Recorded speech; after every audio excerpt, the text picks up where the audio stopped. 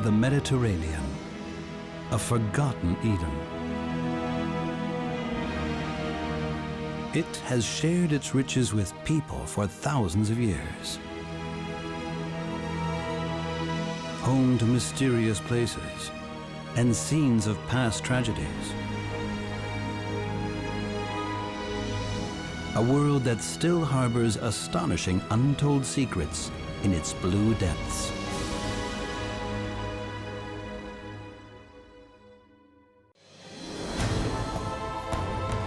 Adventure Ocean Quest. An encounter with a world under the waves.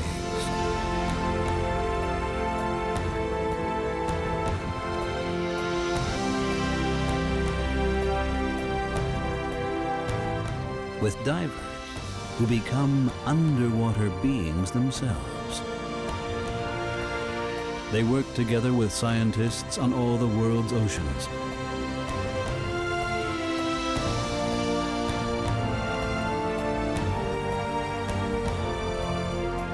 Deep under the surface of the water,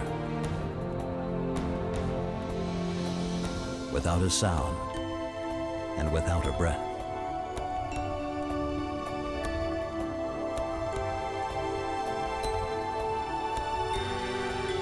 Adventure in the depths of the sea, the likes of which has never been seen before.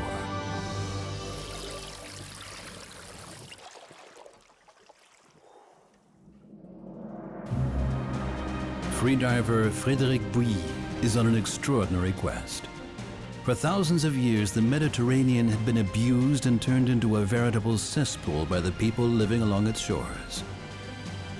Now he wants to take stock. What condition will he find the Mediterranean in? And how have people changed this underwater world?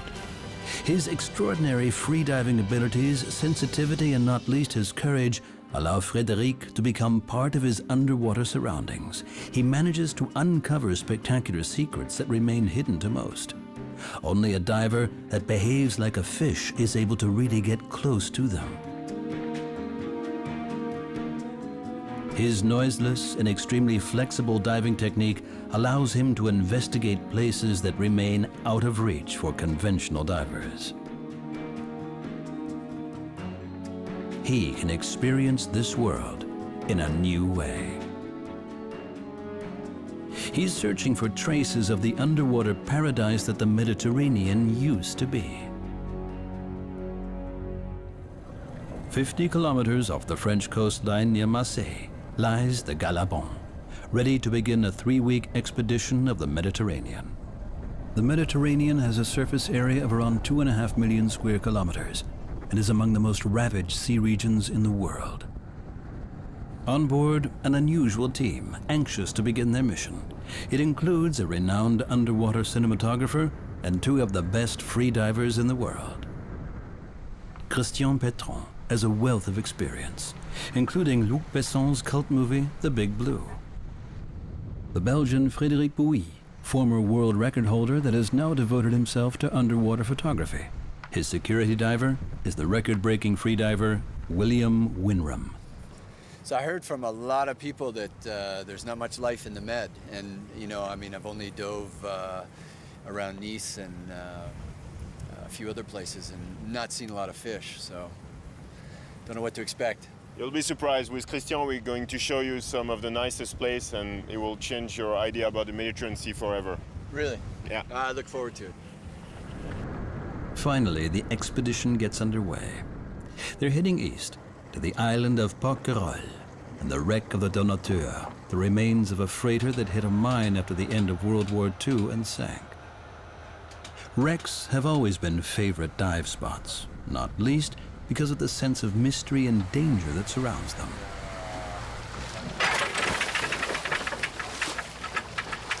For me, that kind of dive is the essence of freediving. It's what I like to do in freediving, because going to 50 meter zone with current, no visibility, no line to guide you, and just use your senses to get, somehow it's a sixth sense to find a wreck, because you don't know exactly where it is.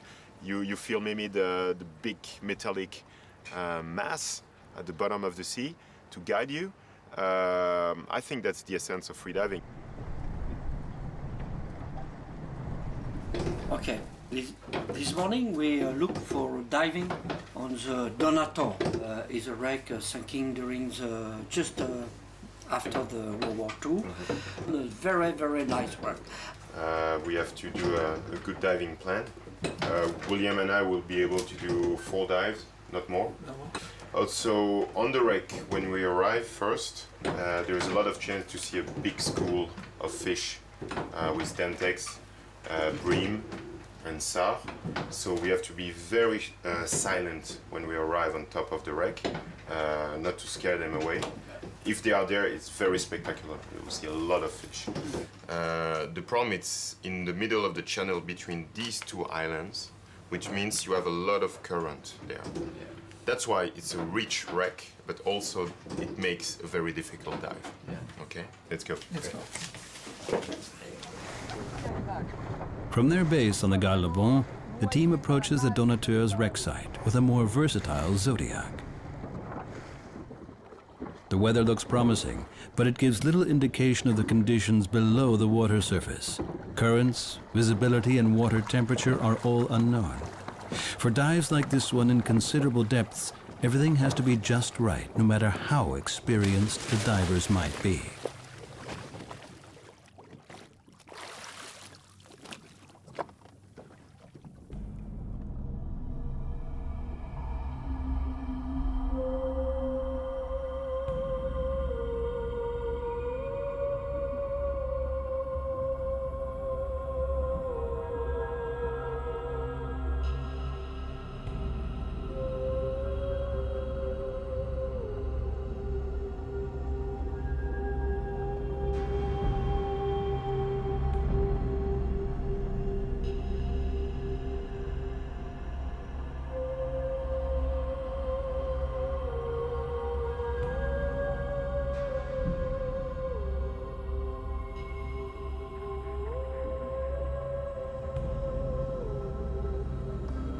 The remains of this dead ship are overrun with life.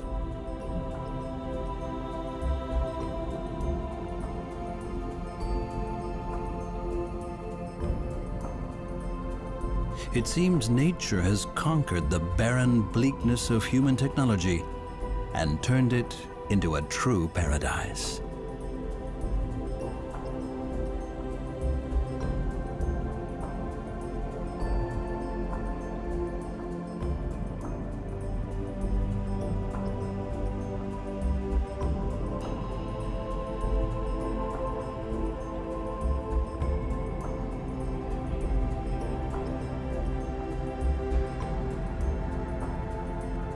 The colors revealed by the spotlights are incredible.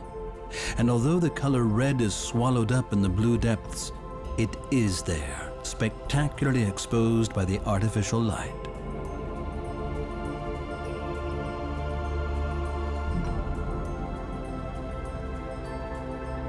This dive is a serious challenge for the freedivers. Just to get here and back, they have to cover over 100 meters on a single breath. Once at the wreck, they have to be careful to conserve energy to avoid a potential blackout on the way back.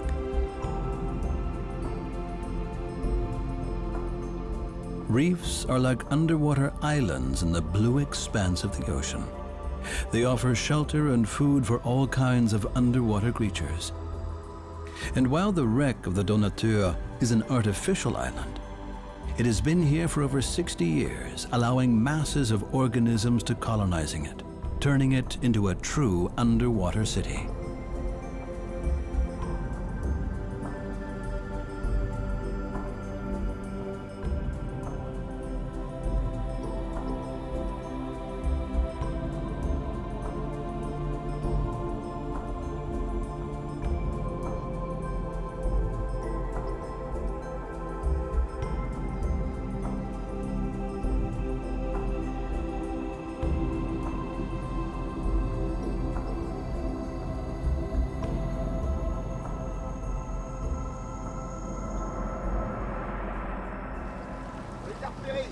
The wreck attracts divers in droves.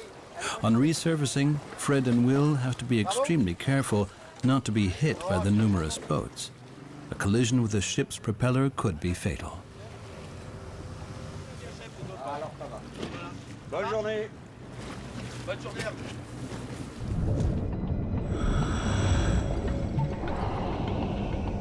Underwater, peace and quiet prevails. Until the scuba divers arrive. Everything changes dramatically. The exhaled bubbles from all these divers now dominate the wreck. Mud is whirled up from the seabed. The fish retreat.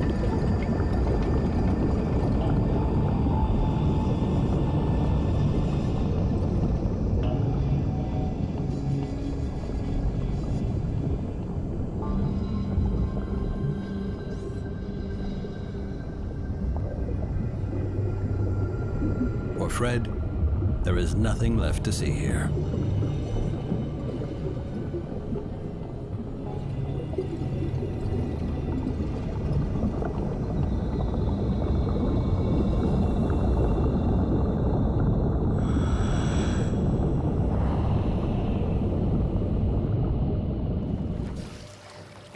It's really interesting.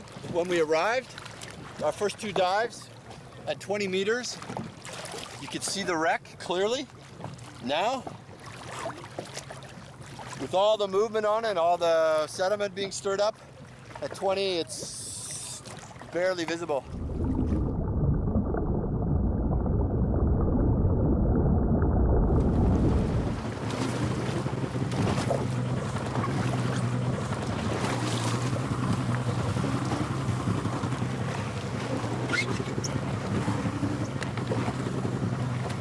Muppet show down there. I've already 110 divers.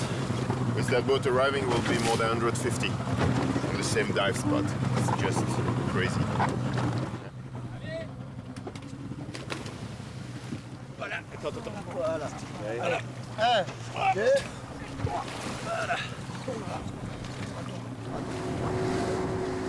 It's time for the divers to have a rest. For Christian Petron, this expedition is part of a personal mission. 25 years ago, he already documented the catastrophic pollution of the French Mediterranean to raise awareness of its enormous scale. Voilà, regarde. Ça, c'est des images tournées au Cap. These are the pictures we filmed 25 years ago in front of Marseille. There was absolutely no treatment of the raw sewage, nothing. No, nothing was treated. This was practically the toilet for 300,000 people. It all went directly into the sea. It was a real cesspool. We went diving here to show the damage to the coastal waters.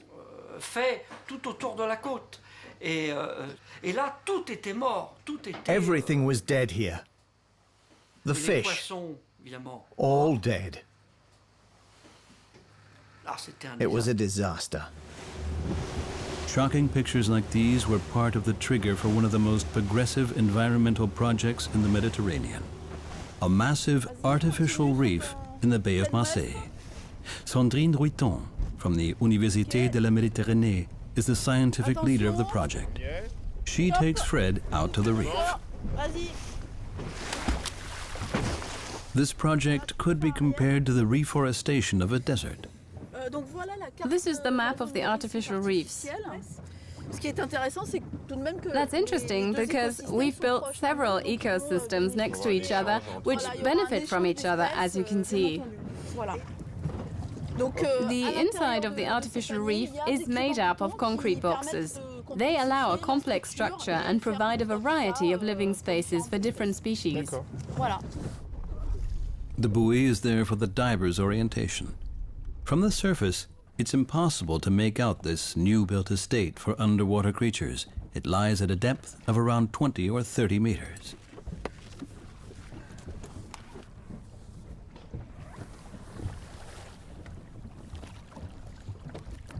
Hobby divers and fishermen are banned from this area. Disturbances are to be kept to a minimum. But the freediver's sensitive and unobtrusive technique is ideal.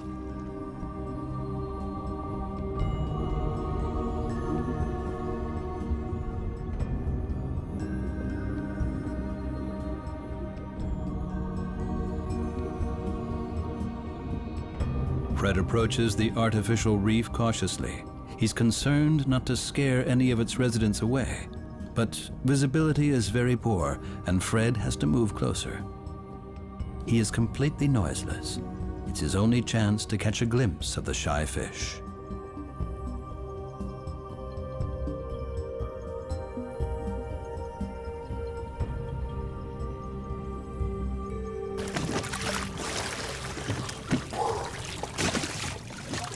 Je me suis approché par le fond. I dived from below and approached the reef from below. Above it, I saw a few sea bream there. Sur le sommet. Oh, that's interesting. That's an important fish. And you've surely seen a lot of little fish as well. Oui, ils sont dans la structure, ils bougent pas. Yeah, that's right. But I didn't disturb them. Je les ai pas dérangés.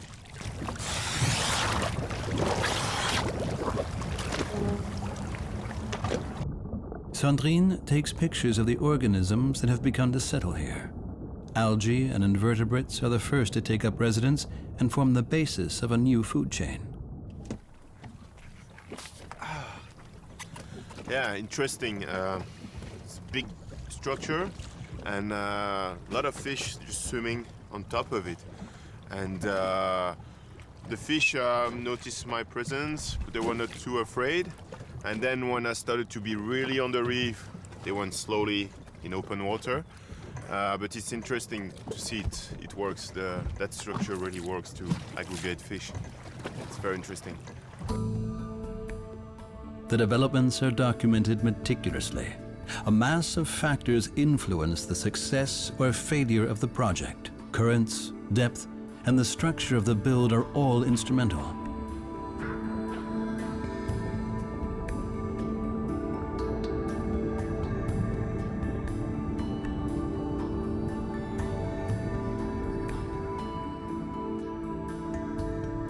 But the divers don't just find signs of the gradual settlement of the new reef.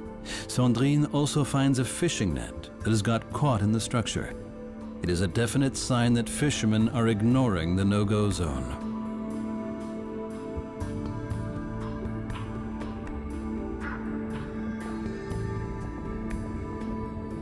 Artificial reefs are only part of the efforts to bring life back to the coastal waters of the Mediterranean.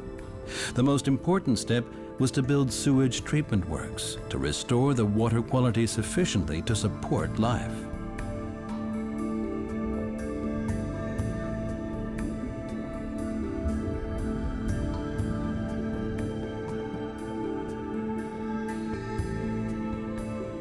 Sandrine shows Fred the progress made in the structure's settlement.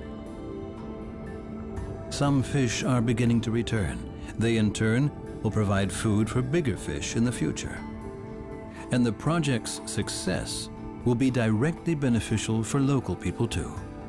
The small fishermen of Marseille will once again be able to make their living right outside their city. It will take decades for the sea to recover completely. There is now a glimmer of hope.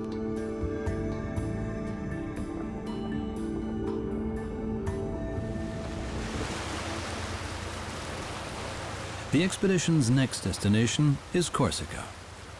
This is an exceptional location for divers. The visibility of the water is famous, and there are more than just shipwrecks to explore beneath the waves. Just outside the town of Calvi, an American bomber crashed into the sea.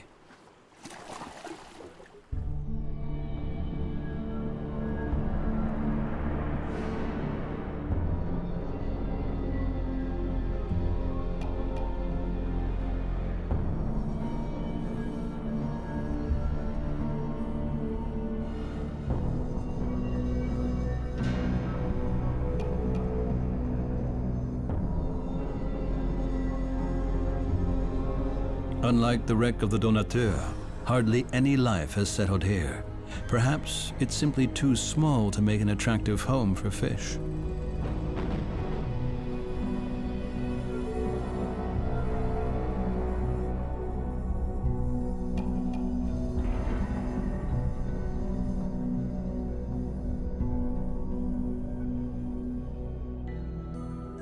Not far away, lies the nature reserve of Scondola, where Fred has been given an exceptional permission to dive.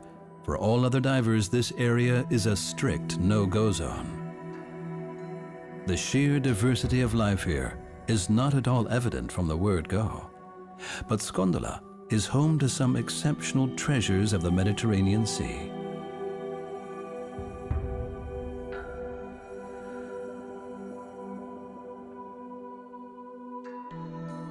Huge rock outcrops have created an exceptional habitat complete with canyons and rock overhangs that provide secure living quarters for a myriad of creatures.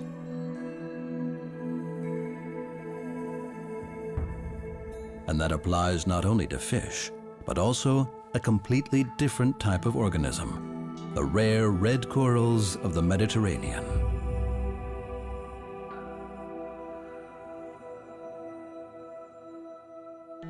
Red corals are strictly protected here.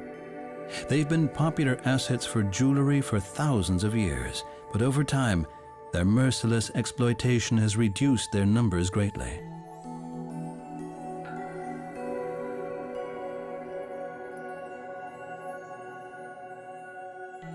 But the beauty of these corals is most evident when they're still alive. Once turned into jewelry, nothing is left of the fragile coral polyps that once lived in these calcareous structures.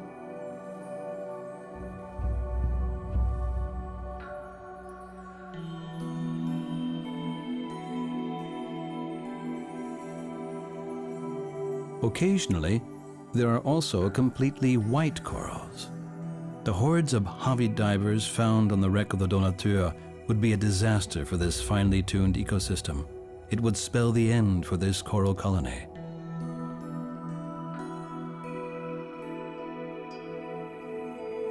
But long-term observations have shown that these coral colonies are gradually improving.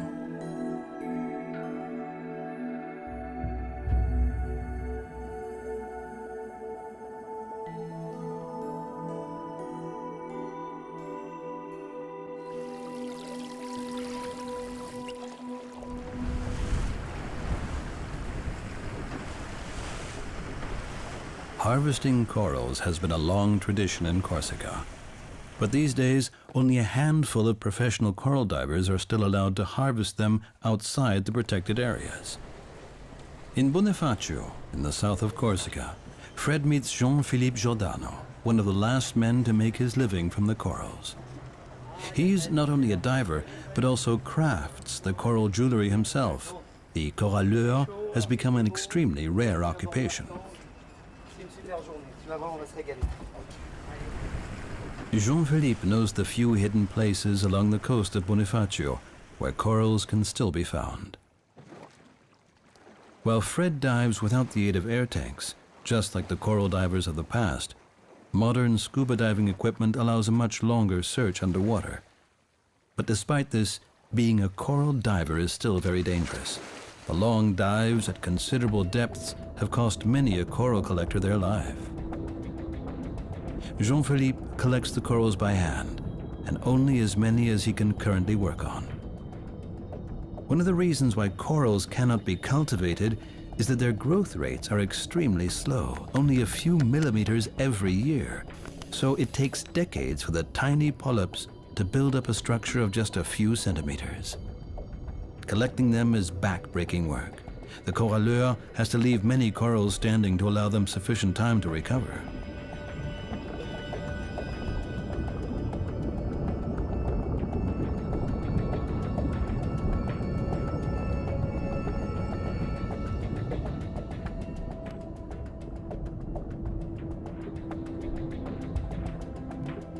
To follow Jean-Philippe, Fred has to dive to almost 50 meters. There are hardly any corals left in shallower waters. The industrial harvest of corals involves nets that are dragged over the ground and destroy large areas of the seabed completely. It is now strictly prohibited around Corsica.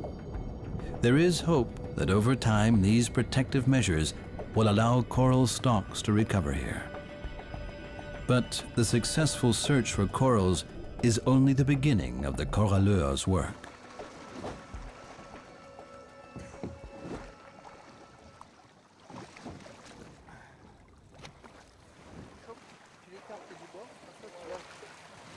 Even today, the most beautiful corals used for jewelry still come from the Mediterranean.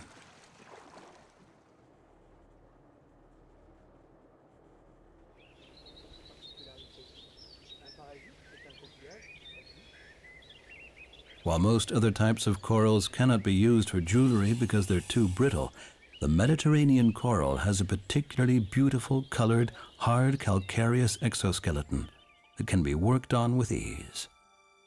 Legend has it that the corals were made from the blood of the Medusa when Perseus cut off her head. Today, their color only serves as a reminder of the beautiful contrast of the red corals against the blue of the sea.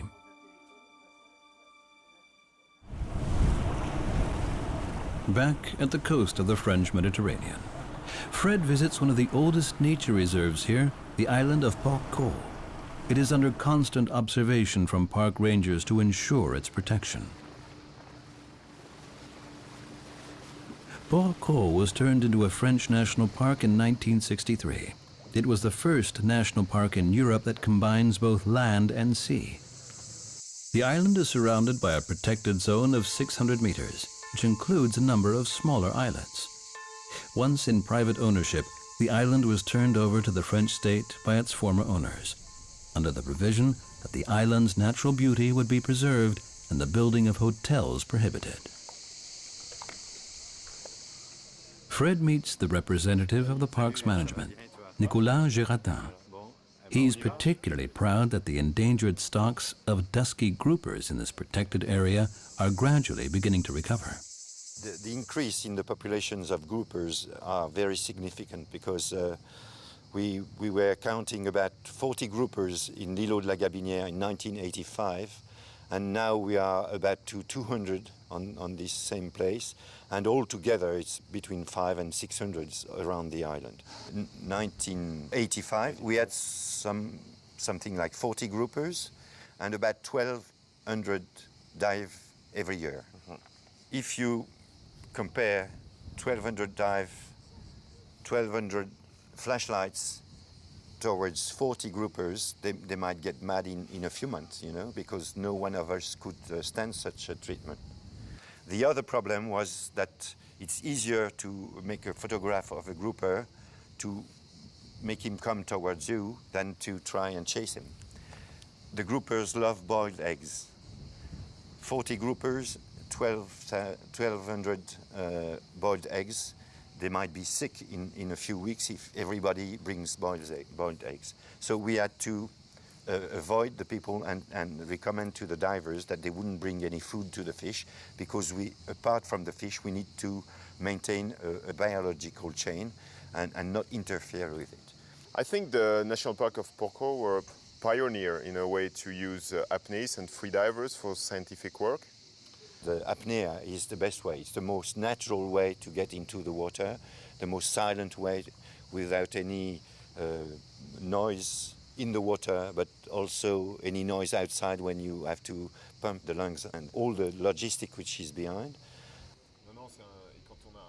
The waters of Porquerolles are now so carefully monitored that to dive here requires a special permission from the National Park authorities.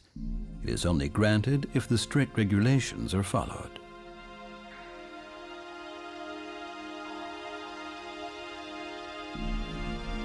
To conduct population surveys of dusky groupers, the rangers tend to work together with freedivers like Fred.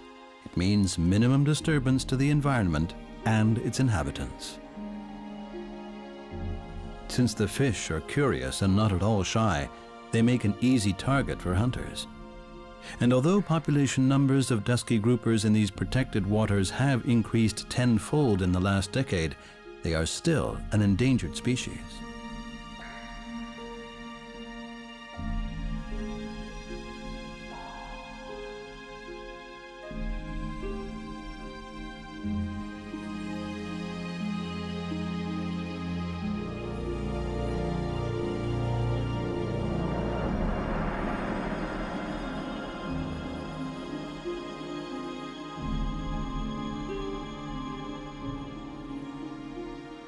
Only during the mating season do the males get a little testy and see anything and anyone as a potential rival.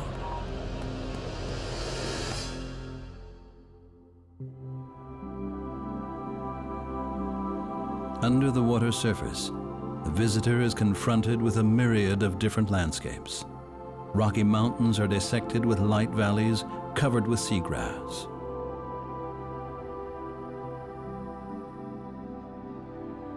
The seagrass meadows are home to an astonishing array of animals and plants, and their dense roots help to stabilize the seafloor. But this delicate carpet is easily damaged by dragnets and ship's anchors. And since seagrass grows and recolonizes only slowly, entire underwater meadows can be quickly and seriously damaged, threatening the survival of the entire habitat. It's a tranquil underwater oasis on the edge.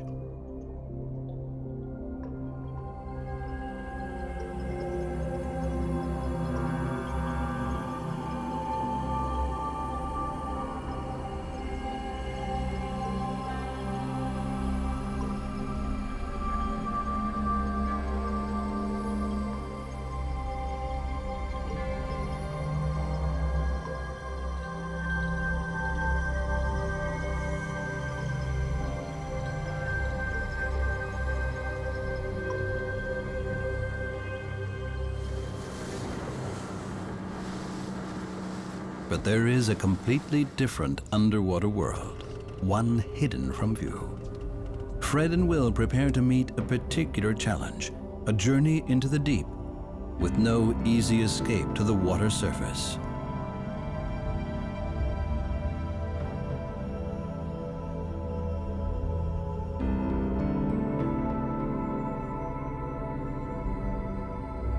Caves, dark, hidden, and mysterious.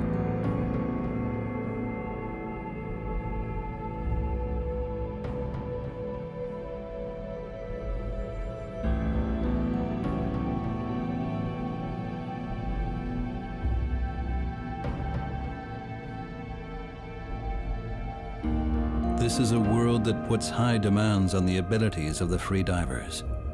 The entrance alone lies 20 meters below the surface. It harbors a bizarre spectacle. Stalactites and stalagmites are witnesses of a bygone age when this cave lay suspended high above the water surface.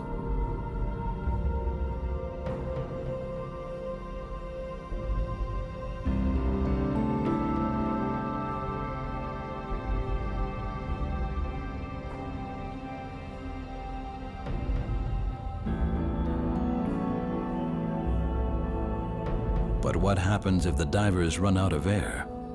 It is impossible to resurface right in the middle of the cave. But there is a secret air-filled chamber.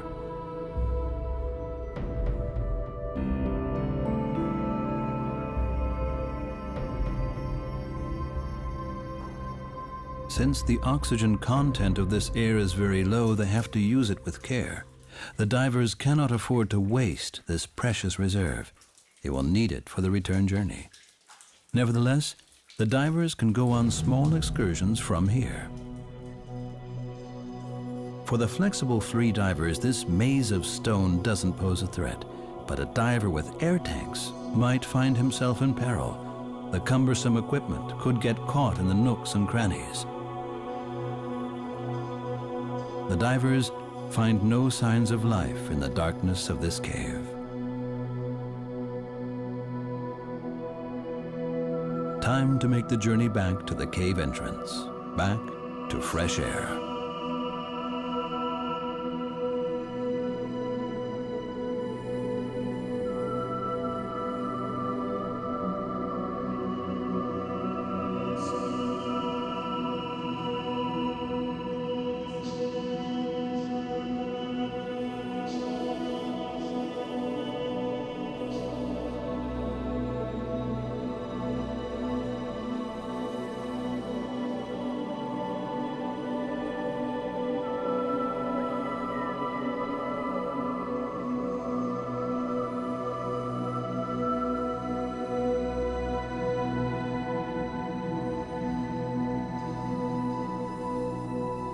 To survive such a dangerous adventure requires supreme ability, self-control, and fitness. It is nothing for the faint-hearted.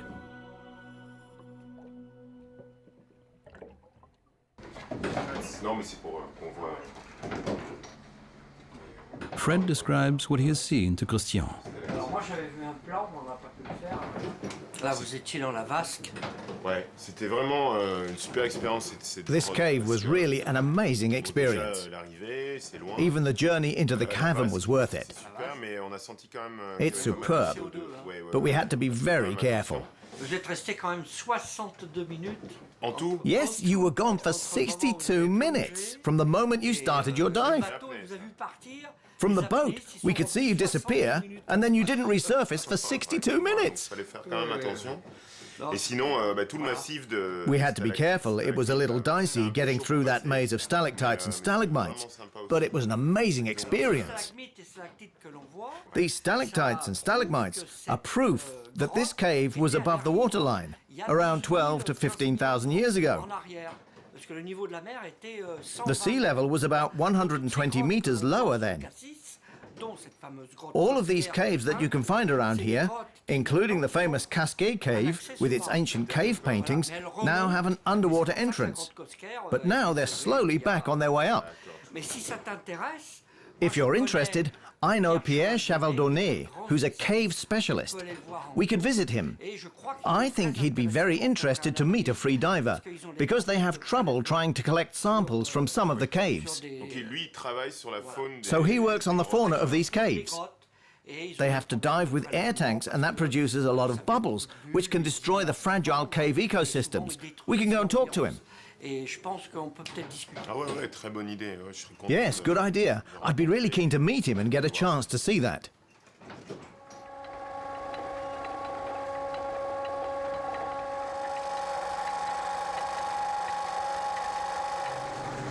So the Galabon makes its way back to Marseille. At the university's Institute for Oceanography, some sponge organisms found in the caves have attracted a lot of attention from scientists. It is thought that the sponges produce a certain toxin that could be beneficial in the treatment of illnesses like cancer and AIDS. Fred is on his way to find out more.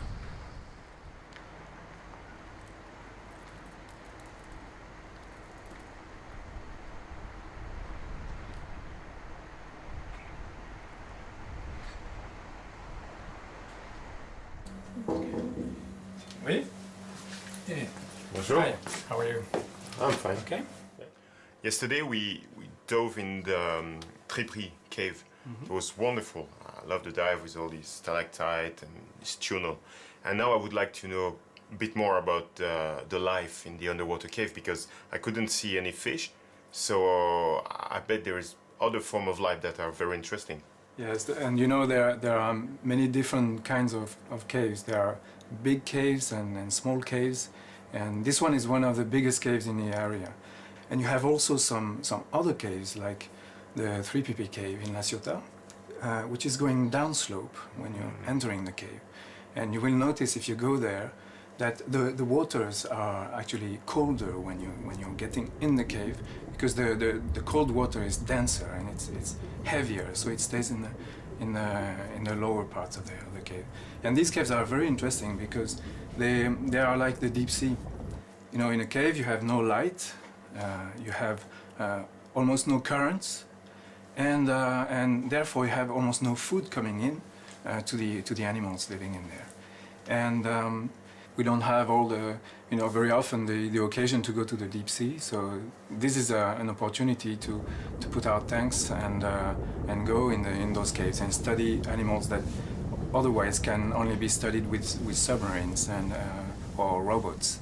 So can you actually stay a long time underwater, and long enough to get to the very end of those long caves to collect some samples maybe?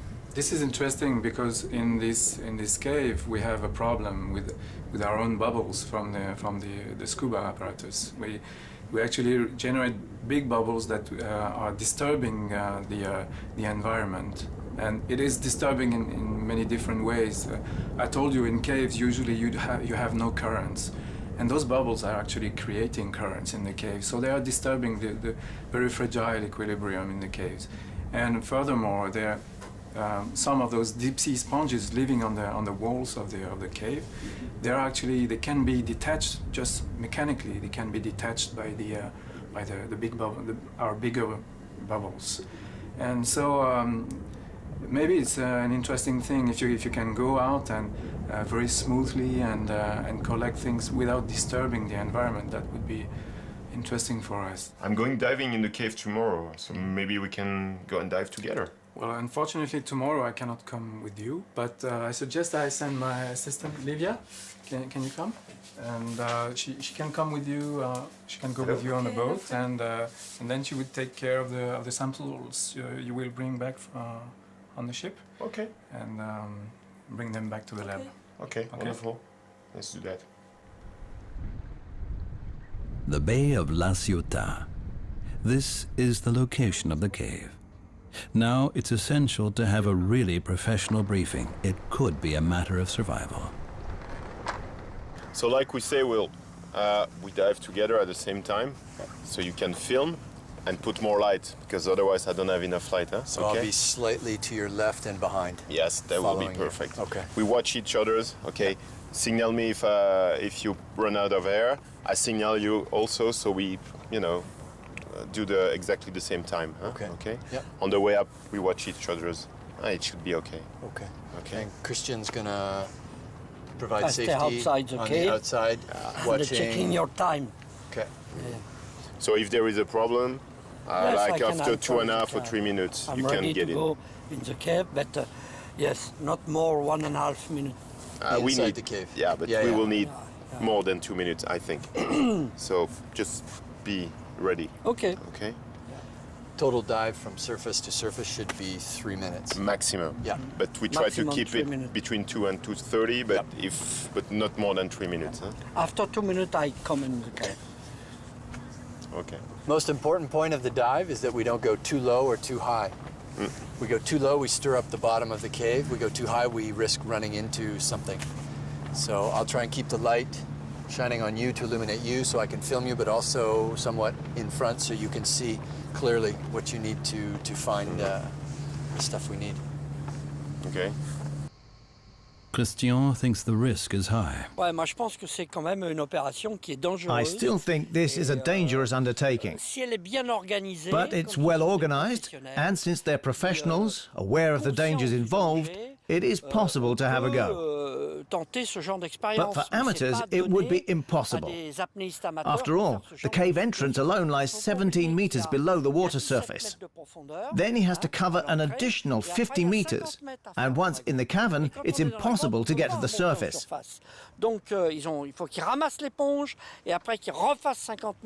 So he'll have to collect some sponges for analysis and then make the 50 meters journey back.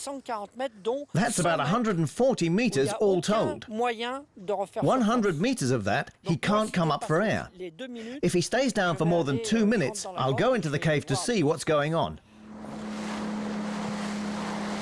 But Fred and Will are confident in their abilities and go ahead with the dive.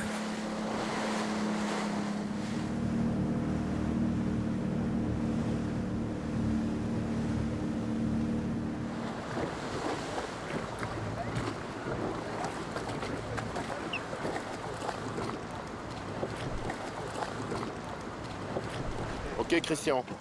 Our dive will be maximum 3 minutes. Okay.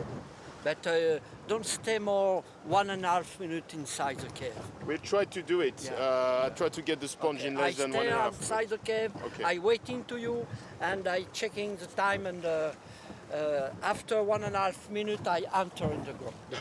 We'll try to do as fast as we can. Okay. Okay.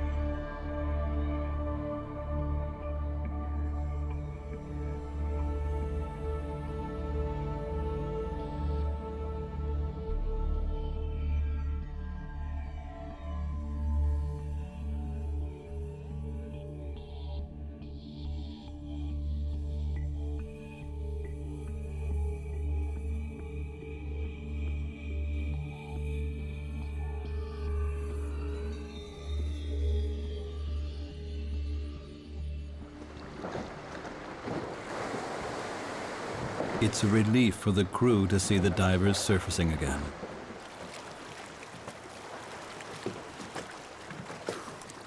Voilà. Je crois que c'est bon. Great. Thanks, Fred. The assignment is complete. Soon these small bits of rocks and sponges will be examined under a microscope in Marseille. Fred doesn't show any signs of exhaustion from his challenging dive. How was it? Tout va bien. Everything's fine. It wasn't too hard? Oh, un peu, No, it might have been a little long, but it was okay. How far was it? une 30 or 40 meters. Ah, voilà Christian. Ah, there's Christian. Everything all right? Yes, but you did give me a little bit of a fright. You were in too long. Ouais, mais il fallait- It takes its time. Yeah, of course. J'avais repéré la I plongée dove d'avant, down to the je savais center que c'était, and arrived mais, before the bon, time je limit viens and took the d'arriver, sample. il fallait passer les manches. I was really stressed because of the time limit. But then I could see you. I was just about to go in myself. C'est vrai? Really? Bon, bah, c'est bon, Okay, it's done. réglé. On l'a. On l'a noté. We have the sponge. Bon. But the sponges cannot survive for long in their small glass containers. The team makes their way back to Marseille. There is hope for the damaged waters of the Mediterranean. On their journey, Fred and Will have found healthy and recovering habitats, places where a surprising diversity of life manages to survive, and the efforts of people to clean up their coastlines and nurture life back are encouraging. Perhaps the Mediterranean will once again become the underwater Eden it once was. What do you think after this trip, Will, and the Mediterranean? Completely changed my opinion. I'm really surprised. There's a lot of fish, a lot of beautiful dive sites. One of the, I'd say, in the top 5 of places I've dove in the world. Really? Yeah, absolutely. Yeah, it was incredible. What was really impressive was the variety of opportunities to dive, the bottom contours, the rock formations, the abundance of fish, the different wrecks. I told you, it can be surprising. Very.